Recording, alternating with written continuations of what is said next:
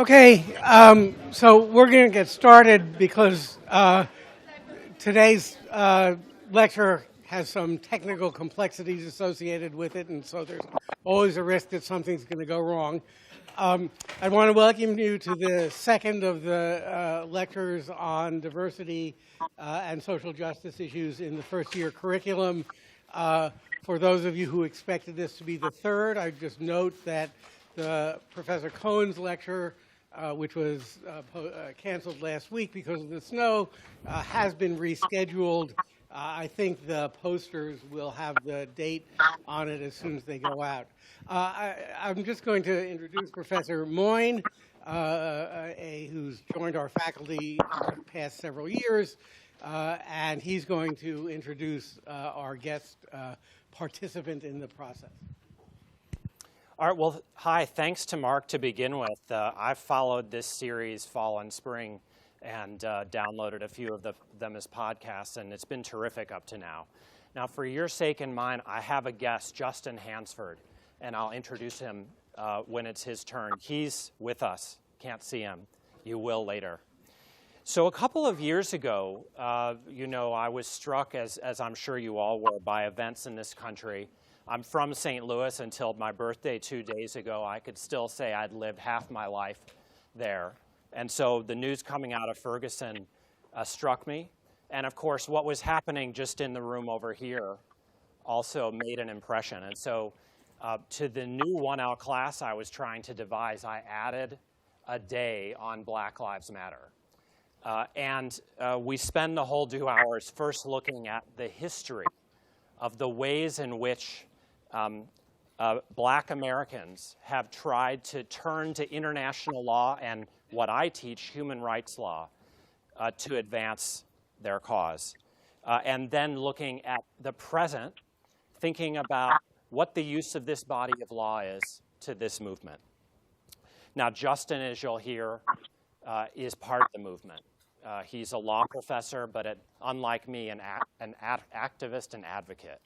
And so for my own sake and yours too, I thought it would be interesting to hear how he approaches these issues. So we don't have a lot of time. I'll spend about 20 minutes just kind of setting up how I try to teach this particular session of my class. And then Justin will take over, show some pictures and talk to you. And hopefully we'll have time for some discussion, because for me, this is a work in progress. So just some generalities. This is part of a series on the 1L experience. The teacher of the new international law requirement is starting from a different place from the other teachers that you have as 1Ls. I don't have to struggle to prove to you the relevance of a feudal body of Anglo-American common law to burning concerns. And for that matter, your other classes deal with domestic law, even when they're about statutes, like civil procedure or leg reg.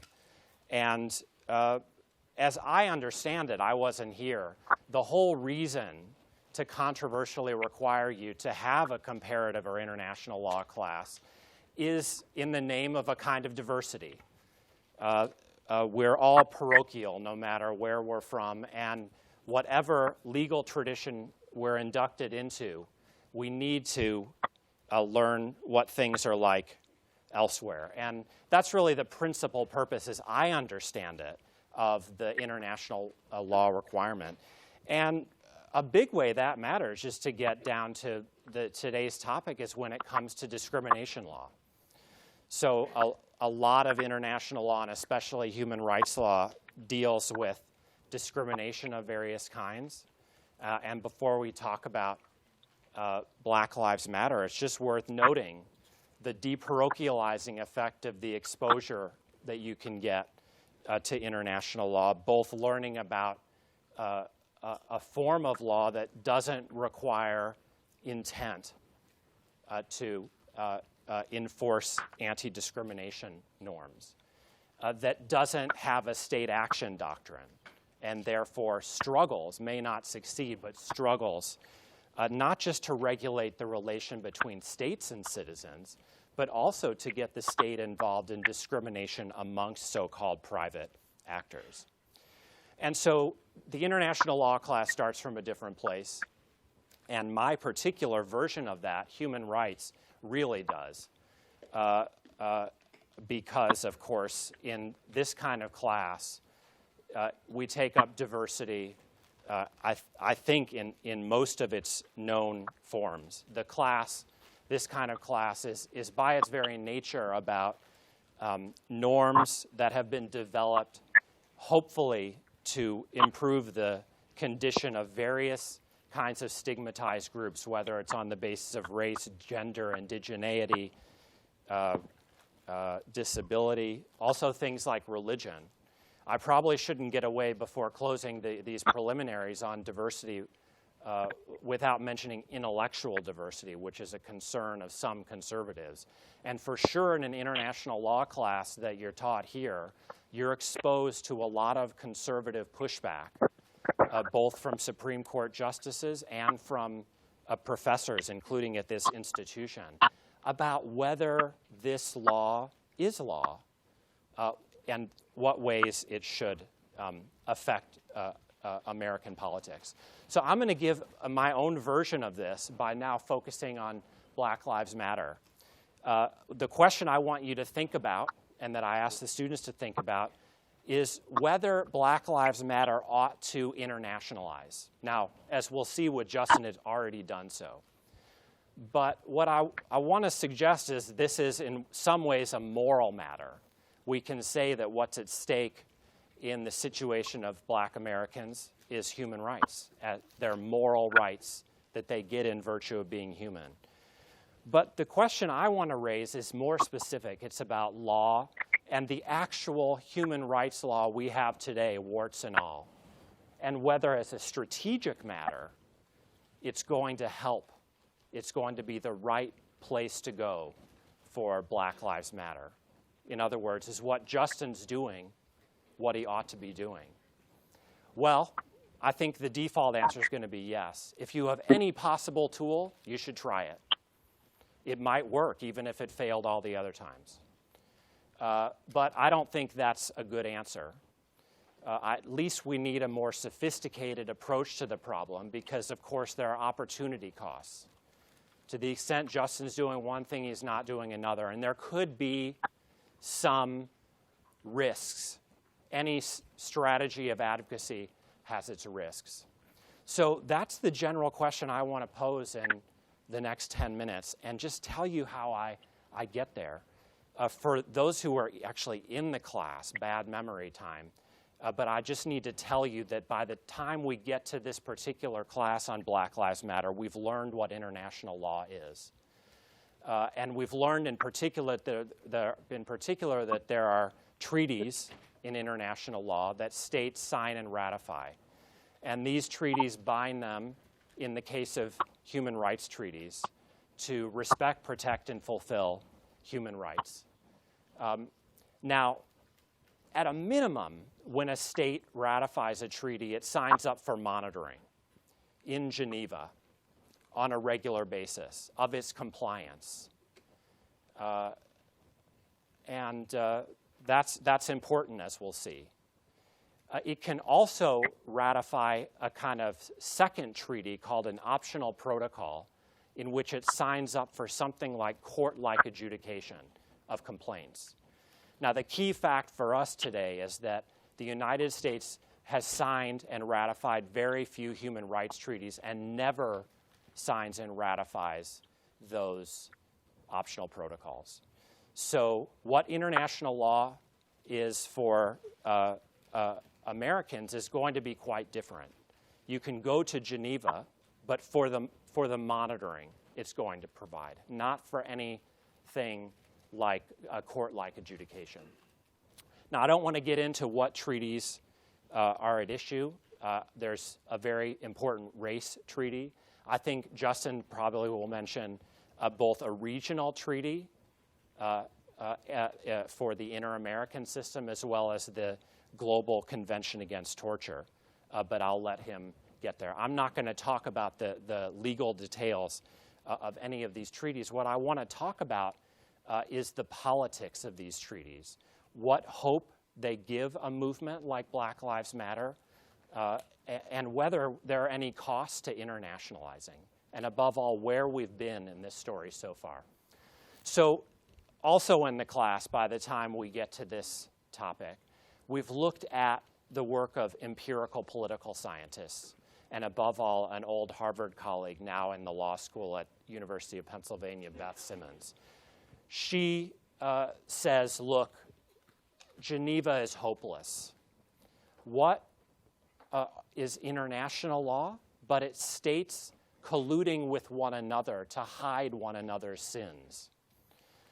So we're not going to expect a lot of compliance or enforcement in Geneva. At best, you can get shame if it's forthcoming.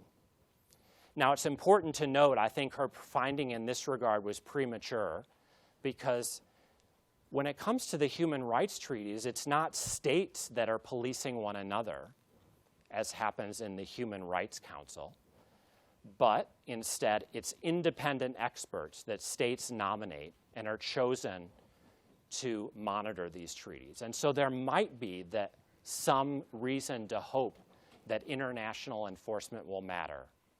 She says, given that it's not going to matter very much, we should look at this second possible function that treaties could have, and it's to help movements in their domestic politics. But she says not very much. So far as we can tell to date, domestic movements haven't been benefited that much by the fact that the states they're trying to reform from within have ratified these treaties. And you do have these conservatives like Eric Posner who say, Beth Simmons might be right that treaties make a difference, but it's small or trivial, so why bother? Now, just to get into her model just for a second, because I'm doing the theory and Justin's going to talk about the practice, it basically works like this. No hope internationally, but nationally, within domestic politics, a movement can try to hold its state to account. Black Lives Matter could say that the United States has ratified the Convention Against Torture or the Race Convention and try to hold it to account politically. Maybe take it to court, although the U.S. doesn't allow human rights treaties to be actionable in our domestic courts, even when it's ratified them. And yet she says in some places, they're going to make a difference. Not in stable autocracies, where in spite of having a lot to win, domestic movements are going to be shut down quickly. Not in stable democracies, where they have a lot of freedom to work, but not much to win, by using this tool of international law in a domestic setting.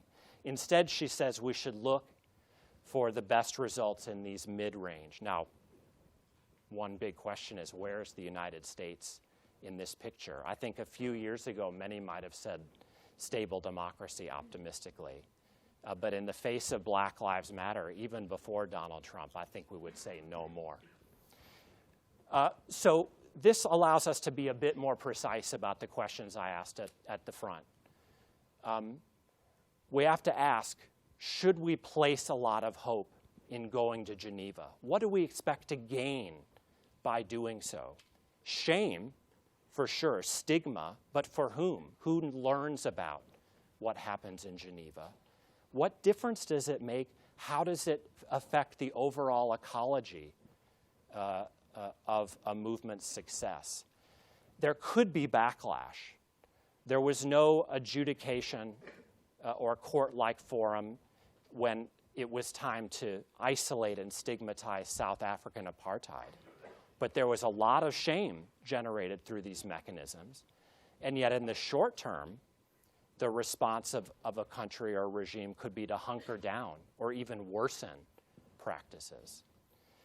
Our big question, I think, should be, is it useful domestically in domestic politics for a movement like Black Lives Matter to try to turn to international law? So these are the questions. I just want to note before I turn over to Justin, that we spend the first hour of the class I have, since I'm a historian, looking back. It's not a new situation to raise the question, what can human rights do for Black Americans? In fact, almost as soon as the idea of human rights was announced in the 1940s, international human rights, the greatest, I think, African-American intellectual of all time, possibly second greatest if you want to hold out Frederick Douglass, proposed going to the UN.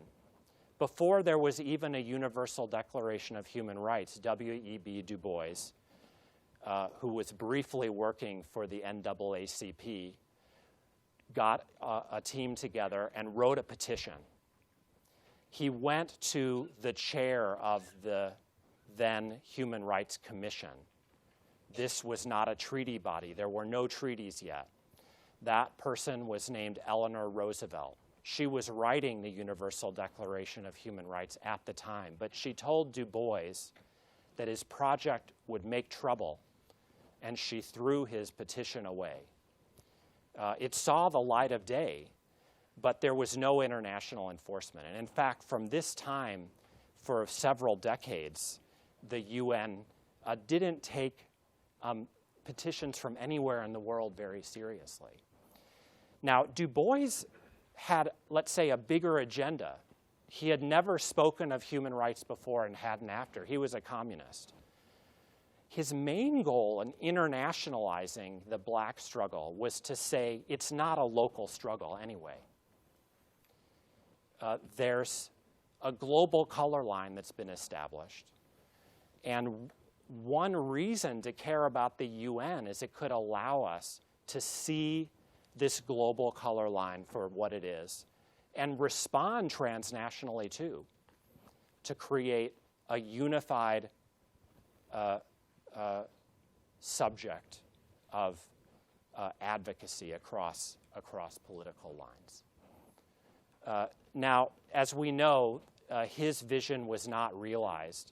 Instead, what we got was not human rights in this country for Black Americans, but civil rights. And there's an immense literature on this. Mark knows a lot more about this than I do. I'll just mention that in the class, we look a bit at this, at the prologue to this famous racially restrictive covenant case in the U.S. Supreme Court from 1948, Shelley v. Kramer, which arises out of St. Louis facts. Just because in the 2 years before the case, a number of litigants said that the Supreme Court, and before that the federal system, should take seriously that the United States had just ratified the United Nations Charter, which said that human rights are going to matter now. And actually, a couple of justices in concurrences in earlier cases said that that might matter, if not as a legal matter, then as a policy matter. But after that, even though Thurgood Marshall in some of those early cases, and indeed in briefs as part of Shelley v. Kramer, urged Americans to take seriously this earliest human rights treaty they'd ratified, human rights disappeared. Instead, of course, civil rights took place as a domestic movement, principally, under the U.S. Constitution, not international law, and the 14th Amendment. Now, scholars have debated, was this a good or bad thing that the internationalization failed to occur? Maybe the movement got halted and truncated precisely because it was forced to work within exclusively American terms.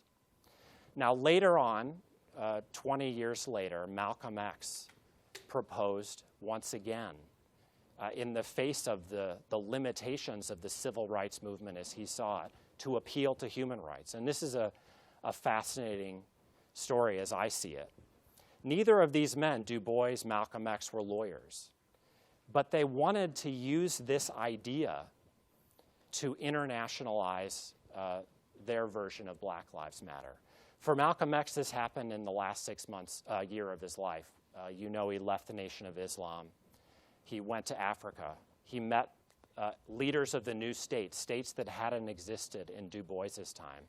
And they told him that he should do what they did, which was to use the United Nations and the world stage to shame the United States. And that's what he decided to do. Actually, he had this idea in one of his most famous speeches before he left the US, the ballot or bullet speech. No time for that. But I want to play you this, but I don't know how to do it. So this is off YouTube. This is Malcolm X talking about the need to international. Ability to solve. It's a human problem, not an American problem or a Negro problem. And as a human problem or a world problem, we feel that it should be taken out of the jurisdiction of the United States government and the United States courts and taken into the United Nations in the same manner that the problems of the black man in South Africa, Angola, and other parts of the world, and even the way they're trying to bring the problems of the Jews in Russia into the United Nations because of violation of human rights. We believe that our problem is one not of violation of civil rights, but a violation of human rights. Not only are we denied the right to be a citizen in the United States, we're denied the right to be a human being. Okay. When I first showed that, I asked, am I the first 1L professor to play Malcolm X in a 1L class? And it turns out Jeannie Suk does that as well. Maybe she's coming to tell you the circumstances. Okay, I got to skip to the end, but all I want to say in conclusion before turning over to Justin is that maybe we're talking about the renewal of Du Bois's and Malcolm X's project, internationalizing, but in a more powerful way, using these new treaties that didn't exist in their time. All of these treaties became law only in the 70s and since to transform the Black Lives Matter movement beyond wherever it could get under its own domestic power. I worry about that view for a few reasons. Because human rights, after all, became famous for Americans in rather different circumstances. And their meaning for most Americans, and thus the strategic context for anyone who's advocating in the Black Lives Matter movement is different. Different now, I think. So for one thing, Du Bois and Malcolm X did not want to separate race and class. For Americans above all, economic and social rights, let alone broader languages of economic justice, are not very popular. Human rights got popular in the US, but as a language for one set of concerns rather than another. And that has to have implications for selling Black Lives Matter to Americans as a human rights movement. Second, I'd say not so clear human rights is about collective transnational emancipation in the same way now as it had been for W.E.B. Du Bois and Malcolm X. For Americans, actually, human rights became one of our main ways to get at the very African leaders, the despots as we see them, who excited Malcolm X. The question of violence is very touchy but very interesting.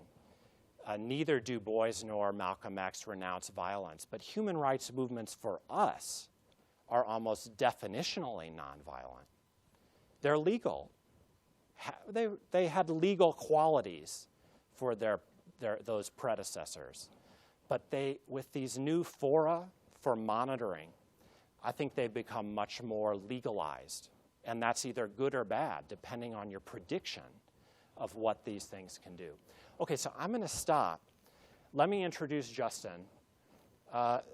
He's an incredible guy. I'm real. Oh, no, hold on. I wanted to show you his CV and his website, but he'll get a chance to talk about those things. All right. So not often I get to follow Malcolm X and Samuel Moyn, but thanks for inviting me. I wish I could be there in person, but I think what we're going to do is show a few slides and then open it up. Can you guys hear me okay? Yes. Okay. All right. So if you go to the first slide, I'm going to do this really quickly because I'm more interested in your feedback than in running my own mouth. But if you go to the first slide and to the second slide, when Ferguson hit, people like myself, Derica Purnell, who's in the audience there, Amna Akbar, who I think is on your campus right now, we had to figure out how we could contribute to the movement as lawyers. And so we went through a number of different situations and permutations. We started off doing public trainings and workshops for people in Ferguson. If you go to the next slide, you can see how I worked with people like DeRay and Netta to start to move things on social media. If you go to the next slide, you'll see how I started to go to different universities as a professor and try to find ways to gain insight from the analytical point of view and to see if the scholarship that we study was relevant. If you go to the next slide, you'll see that some of us who were privileged to have access to the media tried to contribute to shaping the narrative in a way that helps the movement. If you go to the next slide, you'll see some of us who may be less fortunate or more fortunate, depending on how you want to describe it, who were engaged as legal observers, tried to promote support for direct action. And you can see there, I was supposed to be a neutral National Lawyers Guild legal observer. In case I had that dandy neon green hat, which was going to protect me from being arrested by the Ferguson police during Ferguson October 2014. And you can see how well that hat worked. So, you know, that was early in the movement. And even at that point, we did not expect a great deal of response and responsiveness from our local court system or our local legislature or our mayor or our governor or our police chief. And so we were running out of options pretty quickly. If you go to the next slide, you'll see that we made claims to the Missouri legislature to try to reform the debtors' prisons issue that some of you may be familiar with, and the use of force issues. They created a Ferguson Commission. And if you go to the next slide, you'll see that. They also had, as you remember, a number of federal government actors who came to Ferguson. If you go to the next slide, you'll see me testifying before the U.S. Civil Rights Commission. And then the next slide, I testified before the President's Task Force on 21st Century Policing. But as anybody who can tell you, again, Derica Purnell, who's right there, who I'm giving a shout out to, as she could tell you, not much has changed. Not much changed in those first few months. And one thing that we thought to do, if you go to the next slide, was go to Geneva and try to see if we could get the international community to respond. There you see me and Tef Poe, who is on your campus this year as a fellow in the Charles Warren Center, and some other activists staging an action in Geneva. We went to the United Nations Convention Against Torture, and we filed a shadow report, which at another time you'll see the website fergusontogeneva.org, which is a website. You can go to it now on your laptop if you're interested, fergusontogeneva.org. And you can download our shadow report, which we filed with the help of the U.S. Human Rights Network.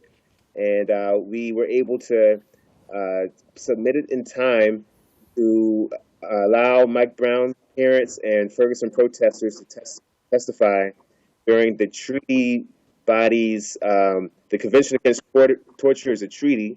And as Sam mentioned, these treaties are reviewed periodically. And so it just so happened that in November of 2014, the review for the Convention Against Torture was taking place. And so we submitted our shadow report in early September, just before the deadline. And when November came around, we went to Geneva, and we were able to testify on behalf of the protesters. The protesters themselves testified, and Mike Brown's parents also testified. If you go to the next slide, that's a picture with me with Mike Brown's mother, and she was able to testify before the treaty body on the first day. And I'll tell you, that was, for me as an advocate, it was the most moving experience I've ever had as an advocate. It's a traditional litigation situation. And, we prepared her testimony. We went over it again and again. She had to describe what it was like to see her son's body laying on the ground for over 4 hours in the hot sun in August. And if you recall, she couldn't go and tend to her son. There was no medical help forthcoming. So she had to try to express her emotions and her experiences and try to persuade this tribunal to provide some sort of relief somehow, if not to her, then to help to set a precedent so that it could change things for others. And by the time she finished telling her story, there wasn't a dry eye in the house. Remember, so there was a criminal grand jury process. She was not able to testify before that at all. There's a civil trial, there's civil litigation ongoing, but there's been no civil trial, so she hasn't been able to testify in a civil trial. This is her only opportunity to have her voice present, to allow her voice to be heard in an official capacity. And she, I know that when she finished making her testimony, I know for her, she communicated that she felt that it meant something to her to be able to say in her own words how she felt before an official body of people from around the world. And it's a shame she had to go all the way to Geneva, Switzerland to gain that sort of dignity and that sort of opportunity to have her moment in court. But I think that's one positive that we got from the experience. Also, if you'll remember during those days, so we went in November, and this was before the non-indictment decision came down. And during that time, there was widespread unease, to put it lightly. Or put it another way, people thought the city was going to burn down any day, whenever they made the announcement. So, there were a number of variables taking place. A number of people told us that we were foolish to go to Geneva. For one, they told us that the United States, as the primary source of finance for the United Nations, would never rule against the United States in a major way or coerce the United States in any sort of confrontational way because of the financial conflict of interest, if you will. So it was something we were wasting our time. Maybe we just wanted to get a trip out of the country, and that's the only reason we did it, for our own recreational purposes. So those were criticisms coming from our own activists. Some activists that I requested to come with us decided not to come, in part because they were worried that the decision would take place while we were gone. So all these different factors came into play. But another factor which was taking place, remember, one of the concerns was that not only would there be a great outpouring of emotion, but we were, for us, the protesters, we were more concerned about the police committing more acts of violence than anything else.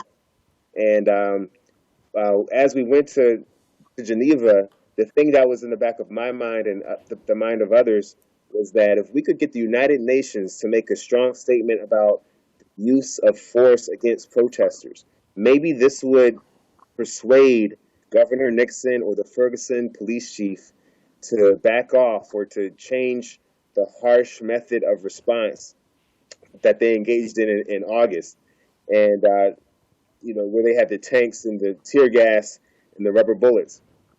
So we went and we made sure to speak out against the policing tactics against protesters, not just the racial profiling and the killing of Mike Brown, but also address the tactics against protesters. And we know for a fact that media outlets back in St. Louis questioned both the governor and the police chief about our trip to the United Nations. They never made any comment. But about 4 or 5 months later, in March of 2015, emails were made public after a FOIA request by St. Louis Post-Dispatch, which showed internal messages between the governor and the police chief during that time period. And one of the things they said was because of this worry about the public's view of the police and the public's view of the administration, because of the fact that we were even going to the United Nations, they wanted to change their tactics, and they were going to promote and protect people over property. So during August of 2014, they were protecting property over people. I don't think that's even a controversial statement. If people were thought to be damaging businesses, they go in and commit acts of violence against their bodies. The famous quote by DeRay McKesson that the state was privileging, as opposed to privileging broken spines, they're more worried about broken windows. So that was a deliberate approach that we took, and we can say that after the uprising, in the aftermath of the non-indictment, nobody was killed. A young lady had her eye shot out by a rubber bullet. I know there were a number of people who were injured, but nobody lost their life. And so I don't want to, put too much emphasis on the UN trip alone. Of course, there were other news outlets that were covering everything on a moment-by-moment basis. But we do think that these local actors were swayed in part by the advocacy and the highlighting of their response as a human rights issue, not just as an issue of propriety or the protection of property or some sort of crime prevention. But you could go to the next slide. I also made a point to. Sorry, I put you up already. Oh, you put me off already. That's okay. That's all right. Well, I can say that this is something that we're continuing to look into. I also went to the Inter-American Commission and filed a brief on behalf of Rekia Boy in Chicago, because I do think that too often we forget to uplift the stories of Black women who are also victims of state violence. And, that also is a human rights issue and a gender issue as well. But there are a lot of different strategies that people are continuing to explore. Interestingly, so CEDAW, the Convention to End Discrimination Against Women, is a treaty that the United States has not ratified, but a lot of us have been looking at the use of CEDAW to create change on a local level. So if you look at a city like Hollywood, for example, West Hollywood, California, is a city that has actually taken the treaty and implemented it on a city level. The city and the city government passed a local ordinance and made that law something that is effect local. And we know that a lot of policing takes place locally. That in this day and age, in the time period where our orange president is governing, we don't have much hope at the moment for some of our federal opportunities for reform. So we're looking locally, and so perhaps some of these treaties, some of these UN guidance. Pieces of legislation on the international level that cover the law enforcement approach that people use, that cover the use of force. Some of those perhaps can be used on a local level, on the city level, on the state level to create change. So that's where our hope lies. Malcolm X was always one of the key inspirations for us to go to Geneva. And I know Malcolm X said that we should use every tool. We should use every tool at our disposal. He didn't count out using anything. Self-defense, if it came to that, we shouldn't count that out. We shouldn't count out using international human rights mechanisms. Of course, for those of you who have studied critical race theory, Derek Beck tells us that even the civil rights gains we obtained in the 60s came about in part because of Cold War Cold War politics, the desire for the United States to look good vis-a-vis the Soviet Union. So the struggle is always either explicitly used international dynamics and politics, or referenced it of the calculus from day one. So we're going to continue to use every mechanism, and I'm happy that we were engaged with internationalizing the movement, and we're going to continue to do so. All right, fantastic. So I hope it's clear, mainly thanks to Justin, not only that BLM is a human rights movement, but that it's quite easy to get diversity into an international law class. What remains, I think, is 9 minutes for you to issue any challenges to me or him, ask any questions, make any comments, whatever you like.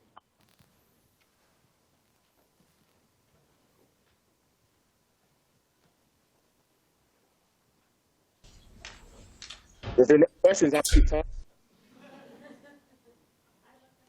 Yes, okay.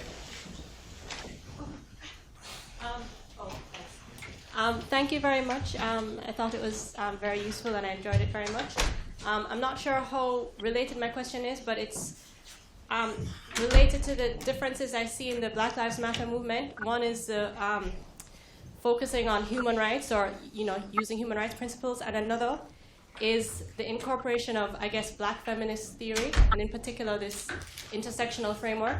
And I was wondering if you had any views on the utility of the intersectional framework as a strategy, and how you see that, taking the movement forward.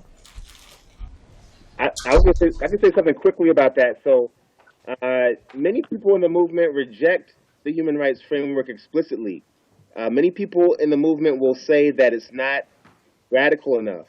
It's not intersectional enough. So intersectionality has not hit international human rights law. Again, we have a Convention to End Discrimination Against Women, CEDAW. We have a Convention to End Racial Discrimination, CERD.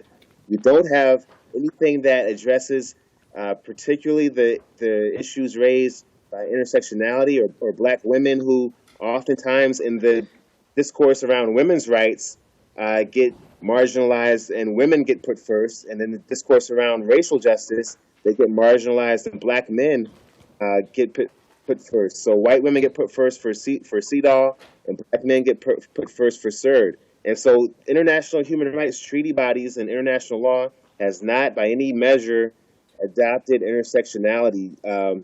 And so there have been places where people from the global South have started to raise these issues, and there's so many different aspects to the UN and to the international community's efforts. But because that's not in the human rights law, because international human rights law is so liberal, many people reject it for that very reason. It doesn't address the issues that Black feminists raise. That's a major shortcoming. I would just say briefly that it may be liberal, but it's a lot more radical than American anti-discrimination law and civil rights law. So it seems like it's of use, potentially.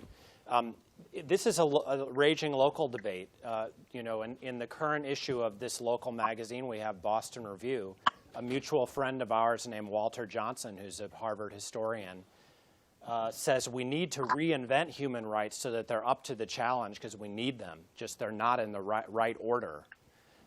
And various people respond. And so there's a big debate about this here, everywhere. I guess I wanted to follow up on what you said about the resistance to using these treaties for sort of like a domestic or local issue. And I was wondering if you thought there was some relationship with that response, between that response and this idea that these treaties and human rights norms in general have sort of been a creation of the West and like a neocolonial imposition on the global South, and something that doesn't really necessarily apply here, but something that is more applicable elsewhere in the periphery. And I was wondering if you thought there was a relationship between that argument and maybe some of the reluctance to apply these issues, like apply these norms in the United States. That's for me? I think so. Yeah, so there was a movement in the scholarship a while back called Third World Approaches to International Law, and it has had a handy shorthand TWAIL, and that some of these scholars talked about how if you applied ideas of critical race theory to international law, and how if you looked at international law from a third world perspective, you'd have an entirely different way of looking at things. I think that people in the movement do it a good amount of those critiques, and again, so the international law was, like you said, it was a Western project, a Western ideological imposition, and people like Walter Johnson are saying, well, why don't we look at global justice from the perspective of the abolition movement, or looking at it from the perspective of slavery or colonialism as a starting point, as opposed to international human rights, which looks at it from the perspective of post-World War II responses to the Holocaust. If you did that, maybe you'd have different implications and different recommendations. So people, for example, would talk about reparations more. Why are reparations off the table in many of these human rights discussions? Why are we not thinking about collective responses to injustice and collective accountability? Those are unanswered questions, and I think that does play into the critique. One more. Hi, thanks for taking the time to chat with us. This has been very informative. I had a question. I've been thinking about sort of the shame and sort of, like the pressure that can be placed on the United States to make domestic change. And I guess like my concern, or I guess a question that immediately comes to mind is that I think that there are similar issues of racial discrimination, similar issues of human rights abuses in other countries as well. And so when I think about the U.S. not ratifying, these like seminal human rights treaties, other countries also not really ratifying them, they're not being able to be enforced, I guess. How does shame play into sort of altering domestic law in the U.S. or promoting stronger like enforcement of anti-discrimination law? Well, I'll say that's our greatest challenge now, because we have a president who is against any sort of political correctness, and when he says he doesn't respect political correctness, I think to me that's a shorthand for saying there's no shame. So how do you shame Trump? people have been trying to shame the Trump administration for the last 20 some odd days. I don't really know if it's worked. So if the American project is moving to a post political correctness stance where they don't feel shame, they can't be shamed, I don't know how shaming tactics help us anymore. Well, on that depressing note, I think we ought to stop. Do you want to thank Justin, or I'll do it? Justin, thank you for doing this with me and for me. All right, love you guys. Take care.